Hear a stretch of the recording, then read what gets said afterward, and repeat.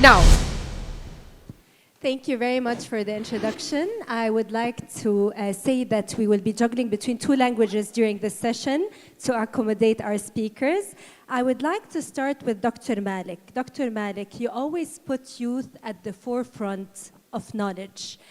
Can you tell us more about this strategy? Bismillah ar-Rahman ar-Rahim. Yes, we place youth at the heart of our strategy because youth are not just the beneficiaries of tomorrow. They are the co-author of today's decision. Youth usually comes up with energy, with creativity, with ambition. So let me just give you an example. At ISISCO, today they represent almost 48% of our manpower youth who are below the age of 35. They brought, as I mentioned, initiative. Youth are very ambitious. Youth are, they look at the future in a different way. In my opinion, for today's strategies, having youth being involved in writing policies, in making future decisions, is something that is quite important because you cannot plan tomorrow without involving youth. Because tomorrow is going to be for youth, not for us. Our goal, our aim is to reach 60% of our manpower are youth who are below the age of 35. And I can assure you that whenever they have youth, you really have they inspire you even to do more initiative. And they could look at tomorrow better than the way we look at tomorrow. I totally agree with that. Dr. Weshmi, I will switch to Arabic now. Ladies and gentlemen, the King Salman Global Academy for the Arabic language was established to promote the Arabic language, convey it to the world, and develop it. How will you be able to make this language a global language? Thank you very much. I would like to begin by commending this exceptional summit and the dedicated efforts of its organizers. And my gratitude extends to every member of the team who has worked tirelessly on its successful realization and the continuous follow-up of its proceedings. From the very moment the idea for this season of the summit was conceived until the convening of this present session. Our gratitude also extends to the UAE for their gracious hosting. And I am pleased to be with their excellencies and His Excellency throughout all sessions of this meeting. Talking about the Arabic language specifically is no different. When we are talking about global languages, and when we discuss the importance of linking language to societies, sustainability, and everything that is connected to these aspects, we must keep in mind a comprehensive set of extremely important foundational principles so that we can successfully connect them to the Arabic language. One of the most crucial aspects is the transmission and engagement with language and languages, and the Arabic language specifically, moving from being solely the domain of linguists specialized in its foundational or traditional sciences, to becoming a matter of concern for everyone. Language is not merely for the purpose of simple communication alone, but it is, in fact, a comprehensive vehicle for cultural exchange. It is therefore essential for sociologists, economists, political scientists, and other specialists to actively participate and fully immerse themselves in understanding and utilizing language. And so, we consistently assert that we must transition the way we interact with the Arabic language, from being exclusively the purview of grammarians, linguists, and rhetoricians, to becoming a significant preoccupation for organizations, universities, institutions, media professionals, economists, and various other important stakeholders. The second point is to work diligently on developing key indicators and figures, because anything that cannot be measured cannot be relied upon. Therefore, when we launch programs specifically for the Arabic language without having adequate data, we are essentially dealing with the unknown, or we are treating the language as if it were merely a small family language. When we speak about the Arabic language, we possess an immense historical depth, as you are well aware. It is no secret to you all. There are extensive texts in the Arabic language, dating back more than 1500 years, from before Islam. The poetic Mu'allaqat, as an example. We are talking about the language of a civilization and culture, and therefore we must build general, accurate and detailed indicators about countries, about organizations, about peoples, about Arabic speakers, about methods of learning the Arabic language, about general needs. The third point is that we must strongly link language to culture and what is associated with it. We should not be confined to the educational aspect. Whoever learning Arabic language are too many people. However, we have also to deeply instill the Arabic language, the passion, as for all the learners, because you are learning a culture, a different culture. You are learning from other communities, from other cultures, to know the difference between calligraphers, the letters, the Arabic communicating the Arabic language or dialects. Also, we're not limited to the Arabic language or for other languages, but we have other languages, emerging language. We are talking about the 6 global or international language for international organization. We have also lots of programs for activation of the Arabic language. We also have to link closely with the market. So in Salman, the Arabic language complex headed by the Minister of Culture, and our projects and initiatives are linked with the daily needs of the community and the children as well. Thank you. Thank you. Back to partnerships. How do you think governments, youth groups, and businesses can actually work together more effectively to solve social and environmental challenges? Thank you very much for your question, and assalamu alaikum. Wa alaikum assalam. Thank you for inviting to such a great event, to this opportunity to be here on the stage with excellencies. There is a short answer, I think. The answer is to speak the same language. But it's like, the story of the Babylon Tower, right? Many people were trying to do one thing, to build one tower, but they couldn't reach it because they were not speaking one language. That's the most challenging thing nowadays, I think. Well, if I speak English, everybody understands. But nowadays, the world is more complex than it was before. And speaking one language today means not just speaking like same words. That means the common understanding and common vision. So that's why I think that to be effective in a team, to be able to reach mutual progress, there should be common values and vision. And this thing shifts us from personal effectiveness to group and collective effectiveness. That's important when you see your collective progress maybe even more important than your personal. Correct. Unfortunately, nowadays the world is not sustainable. Sure. Okay. So it's extremely important to share this importance of the common values. It's not just the something about like knowledge, not only knowledge, but also values, because knowledge is power, but the way you use this power depends on the values that you have. So this is, I think, the first thing, critical point, values and vision.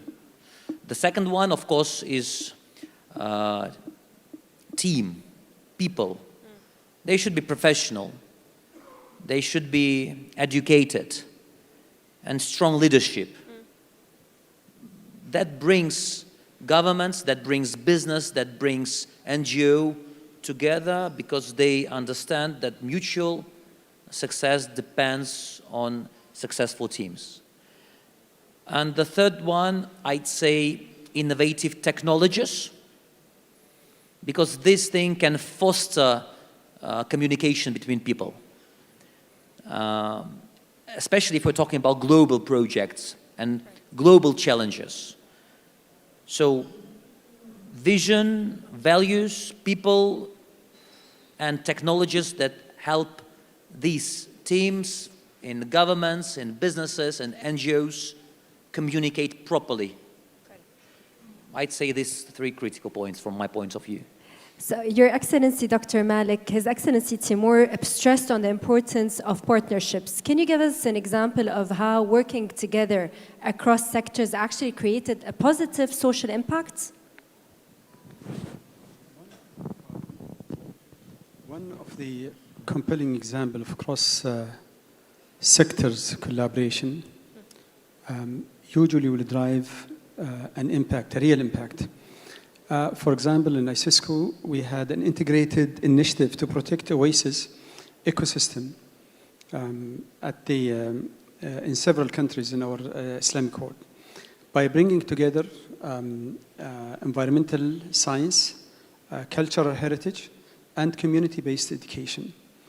When you combine the program, combined scientific research on water and soil conservation, but at the same time, based on documentation of and keeping the traditional Oasis knowledge that was by our grandparents.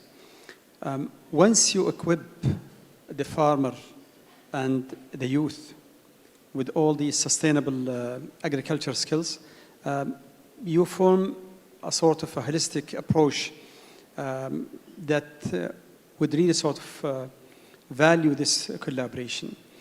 Now, I strongly believe that collaborating all these will give you a sustainable product, a real impact, and that has been really shown clearly, not just only with the Oasis ecosystem, but also with the heritage sites, that when we involved those who are involved in culture, those scientists who are involved in solar energy, and when we educate youth, we were able to preserve a lot of heritage sites, combining science, tradition, and plus also the community-based education. Now, as I mentioned, this has been shown by the progress that we've seen in the Global Knowledge Index in our member state from 2023 to 2025, where we have seen quite a big surge on some of our member states where they score much higher in the index, the Global Knowledge Index. So it is really important to have a collaboration between the sectors that would really sort of give you a better outcome and a long-lasting impact. سعادة دكتور وشمي مع تقدم Washmi, along with the advancement of AI, how can we, your organization, contribute in developing the sustainable digital advancement?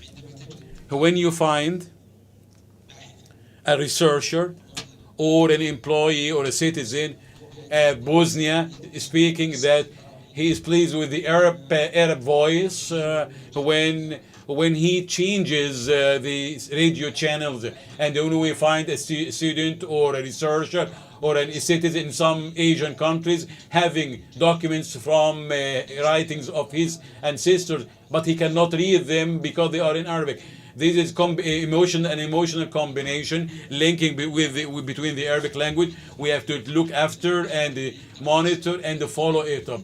But it's not sufficient in this era. During this, now we always say the King Salman Arabic language conflict, that the Arabic language remaining till now, surviving now, are the ones that can be transferred into writing, and the ones that will remain for the future generations are the languages which can build the AI, computation, and automation.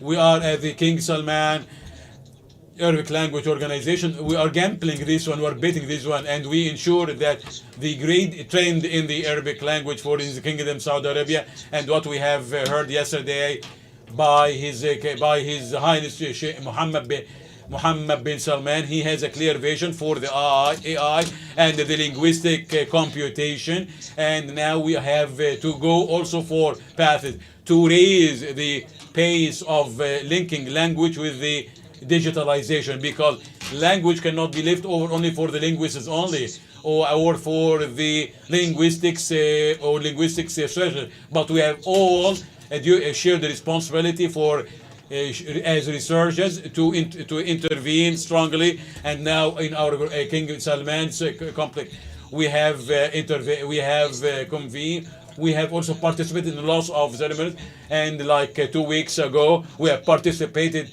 in the experimental experiences in China, as well as some bunch of other experiences.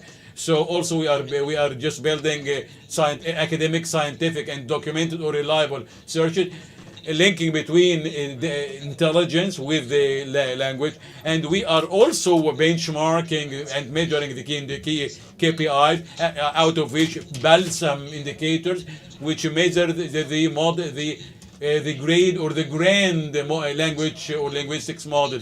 So we have the refereed journals for computation. We have also the KPIs for computation technology. We have also the reports which monitor the presence of the Arabic language and the great linguist models. And we have also the Arabic language computation and its presence global-wise, and how we can also enhance these models for lots of activities and projects, also concurrent with events that brings about experts and researchers. We have also relentless efforts in establishing or organizing AI and computation conferences and events. We believe that this trend is supported by the government and also friendly organizations, Kingdom of Saudi Arabia, which are concerned with the language as well as the Arabic language and the AI. Now at our organization, we have a visionary leadership. We have such an excellent teamwork, a professional team. We have also 3 paces accelerators for the logos, for the audio and the videos. Once also, we have the biggest Arabic linguist logo, which is increased more than 2 billion words, written words, and they are available for all users. We also building glossary platforms, out of which Sinar is the biggest one, and all followers can follow it through our website. We are also concerned about our just like the dialects, the voices, and also to transfer it into the machine. We have also the glossary trend, the digital glossary trends, and we are concerned about the glossary accelerating for the platform innovation, and also the partnerships also for more sustainable linguistic and Arabic language sustainability, also for the intelligence KPIs. We are also concerned about opportunities for researchers, as well as the experiments we are at the organization are concerned about bringing about all people to address challenges for Arabic language, because we all believe that Arabic language is the language that should have conditions of globalization. It's the language of the religions, and it's a language of all platforms. It has a big culture, and it's an enriched language. So we have also to keep enriching our Arabic language. That we always say that whoever has a strong language should have many strong cores also. The importance of innovation and all such achievements. Simon Mentioned a lot of achievements in their center. To continue talking about lessons and success stories, what lessons can we learn from Tatarstan while they were balancing between economic and social priorities? Thank you very much for your question. I think The first lesson is that we're always searching for lessons for us, because we like more to be in the role of the student, not in the role of a teacher. So that's why it's a bit strange for me just to share our lessons, but I'll try to find some that might be useful for audience. So the second lesson, I think I would call it from the brain drain to brain gain, because we have lots of universities, 40 universities in the Republic of Tatarstan, and the city of Kazan, our capital, is famous for the quality of education. And of course, it's always difficult to keep after the graduation, talented youth, to keep them in the city and in the Republic. And at a certain point, we noticed that we're starting losing them. But after a while, we realized that it's not the question of losing talents. It's the question of the way we communicate with them after they leave their home city. And then we realized that it's real power that we have, because now they are all over the world, and they are kind of ambassadors of the Republic of Tatarstan. And they are the first investors that we have. And they are kind of agents of influence that does the best promotion, I think, about the Republic of Tatarstan, about Kazan. Because if they are talented, if they are gifted, then the soil that they are coming from is of good quality, and makes interest that comes from academicians, investors, businesses, governments. And so this is the second. The third one, I think it comes out of the second, is human resources and human capital as the main priority. And we are working on projects that could bring human capital. Even if our talented students go abroad to obtain best knowledge, then we should find the way to bring them back, because what brings talent to a company or to a country? First of all, challenge and team. If he has great challenge that he can face and he can be part of this successful story, then he'll come. And we decided 15 years ago to build absolutely new city near Kazan. It's called Innopolis. It's a kind of Silicon Valley. It's absolutely new, robotized, and it has now one of the top universities in my country, in Innopolis. So that's the human capital. Then the fourth one, I think, I call it unity in diversity. It's extremely important. We are multinational republic, multinational city. More than 170 nationalities live together. Half are Muslim, half Christian. And in Kazan, in the Kremlin of Kazan, you can see the mosque and church standing together. And it looks very nice, very beautiful, but it's hard work. Yeah.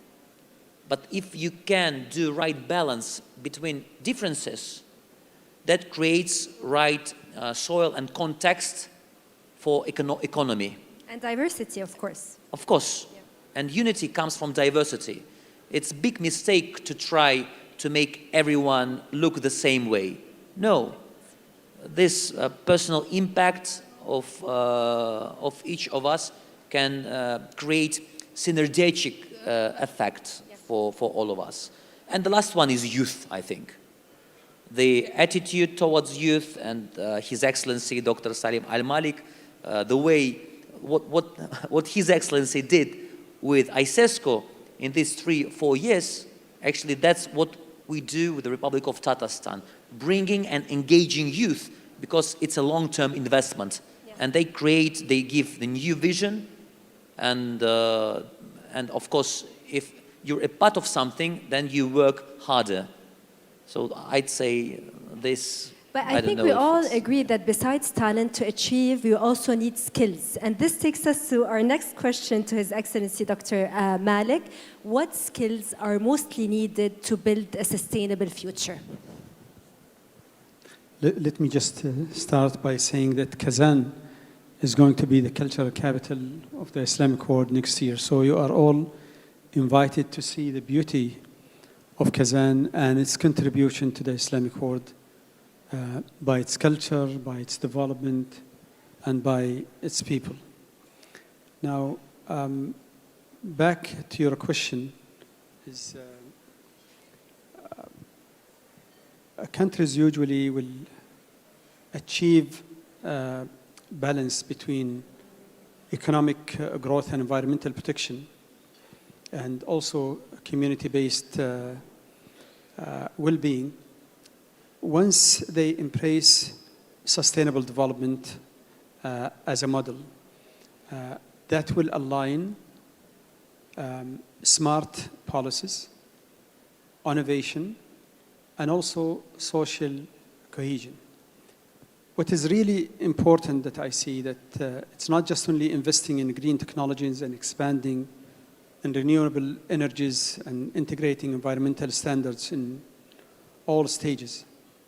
What is really important is that involving youth, involving women in all your activities. They should be, because they are part of the community that live with us.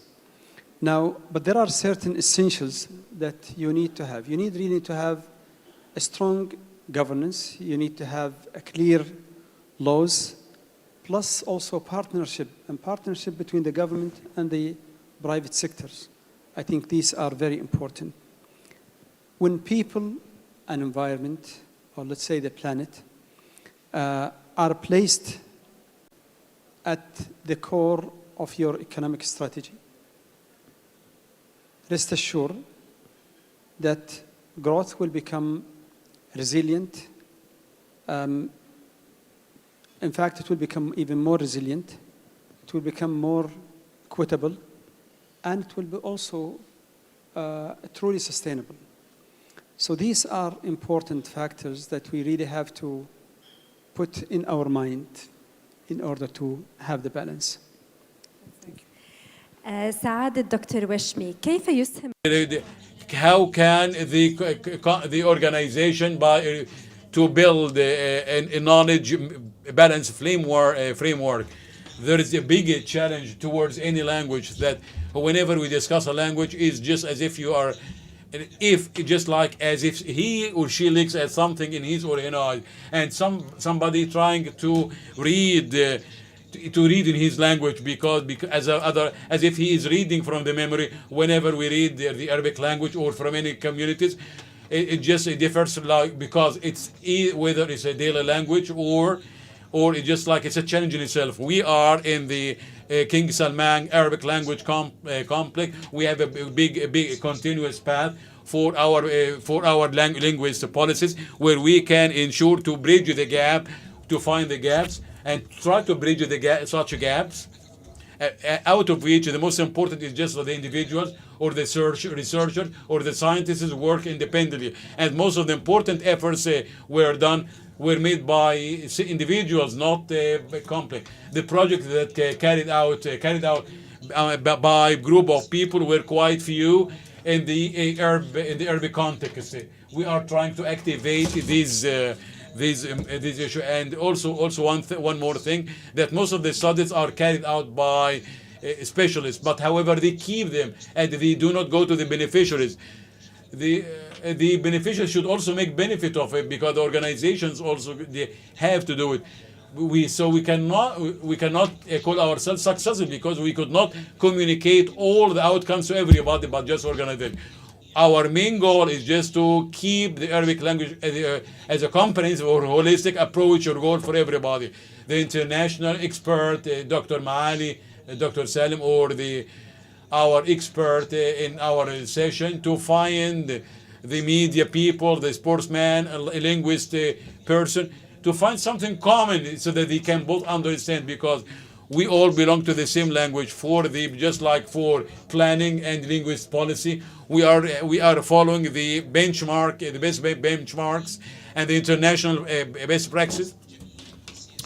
At the Arabic level, we are benchmarking the regulations and the legislations and writing reports from the Arab nations or Arab region. So we have statistics about how Arab think of their language. The second one, we are also conducting just like a study that will be ended by next year about, for the Spanish people, what the Spanish or the Chinese did for the language. What do the German do for the language? How can we combine other language from the other language to benchmark with the Arabic language? What did the Arab do in the past about how it compared to what? Why are we doing this project now, carried out by an organization? How can we restore the spirit of it? How can we also retain or regain the set of the Arabic language for the hadith, for the rhetoric one? How can the young man or the young woman gain the Arabic language, and how can they cannot ignore or forget about it? So all our efforts are exerted and consolidated together. We have just like our children speaking language, but they could not speak the same language. So what are the measures for the measuring the language? So how can we transfer the words? Is it possible to preserve our words or voices, or shall we skip this one? It's just like lessons in addition also to communicating them. For the linguist policy and the planning, we are also issuing the KPIs for the Arabic language, and it's active, and we can all benefit of the KPIs. And we have also the most recent reports of 30 sections in organization with the UNESCO in close collaboration with Excellence Dr. Salim, where we studied more than 300 organizations teach and how they teach Arabic language. We know that most of the efforts are appreciated, but they are not studied. There are also valuable efforts came to the Arabic language by personal or individual experiences, not only by international one. In addition to also for the SUDS, also including this one, on the 14th of this next December this year, we're gonna launch the guideline for the translation at the international organizations, and we are working hard on this one, looking at the Arabic language as one of the top 6 languages approved by the international organization. And based on this vision, we are launching a program serving this Arabic language. Youth as a very important pillar for the future. What investments are mostly needed in the young people in order to strengthen society? I think education. Makes sense. Because with education comes values. Correct. And knowledge, and the transfer of knowledge from one generation to another generation. And education, I think, keeps society united and keeps country united. Through education, you transfer the vision of the leader to society, to kids, to teachers. Because when we talk about education, we talk about mentoring. And mentoring, not just mentoring from the mature people, from teachers to children, also between children. Correct. And I think that's the focal point, I think, because education gives experts to all other spheres, to healthcare, to business, to governments.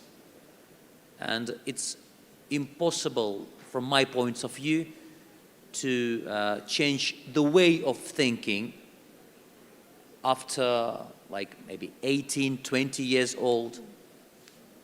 There is something that needs to be done and need to be happened with a person when he is 5, 6, 7, 8 years old. And education also brings person into a environment. Because values is not something that you obtain because someone wants to instill values in you. Like, well, I'm a father of 3 kids.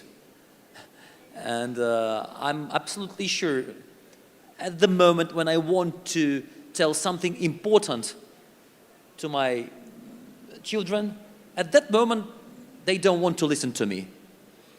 They find something more interesting. So we should be clever and talented enough to create this environment for kids where naturally these values will be instilled. How to do that? Of course, through education and teachers. So I think that's the best and the most important investment. Unfortunately, I was just informed that this session is about to end. Do you have any final words? And I just want to Please. stress the importance اللغة العربية. لدينا مركز خاص باللغة العربية للناطقين بغير. For the non-Arabic speaker, Arabic language is not just letters or words. It's just like a human being. It's a living thing, which among us, which is renewed on a daily basis. It's the memory of the nation. It's the civilization or the essence of the nation. If we do not maintain or preserve, we will lose something quite important. And I really agreed, Mohammed bin King Salman, Arabic language, and for all the efforts and all the organization concerned with Arabic language for such great efforts exerted by the countries in to revive and to sustain the Arabic language, because it's part of the identity of the heritage of the culture. And how about if we do not maintain this memory, this heritage or this culture, we will lose a great part of your identity or origin, not your spirit, your giving, your roots. Your Excellency, would you like to eat anything? I would like to point out that we are working at the King Salman Arabic language, that we are partners all over the world. So sometimes it must not be clear. Also for the non-Arabic speakers, we have big numbers of countries and big numbers who have interest, qualitative and specialist trains and interests in Arabic language. So we could convert some of non-Arabic speakers to be partners of learning or teaching Arabic language. And also in the meantime, there is a rolling poll for the Arab people that concerning or emphasizing that Arabic language is quite important, and that it's also quite important for children also. There is also one other face of the coin, that whoever working on the contemporary people working are the young people working on the enhancing and the reviving the Arabic language. And for the program serving the Arabic language in terms of computation and IT are carried out by young people. The program launched for children are highly demanded by children, making us say, where are the mindset?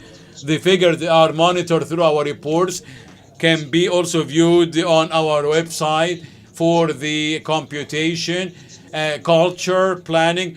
It will draw your attention that the Arabic language complex also, we have big figures in many countries of the world who have interest in the Arabic language, who also spend lots of money on learning Arabic from non-Arabic channels. Now we are our counterparts organizations and UNESCO and other organizations. We have to exert more efforts to care about culture, language, Arabic language, and also to put the Arabic language in its position, and also to identify, to recognize that Arabic language is a solid language. We know that our language is deeply rooted and a profound language, and that's why we're coping with the Kingdom of Saudi Arabia efforts in empowering Arabic language and linking with IT and AI and digitalization through which we can reach our goals. I should speak Arabic now. Yes. after these two beautiful speeches. By the way, in my language, in my mother tongue, in Tatar, there are so many Arabic words. The most beautiful ones are in Arabic, like kitab, ma'rifat, madaniyat, akhlaq. So this is the first thing. Second thing, I would like to thank UAE for hospitality. Thank you very much. Everything is amazing. And Your Excellency, Dr. Al-Malik, and your esteemed team, ISESCO team, thank you very much for inviting to this event. From my side, I would like to invite you to Kazan, to the Republic of Tatarstan, to the cultural capital of Islamic world next year, inshallah, and thank you very much. Inshallah, we are looking forward. Thank you very much.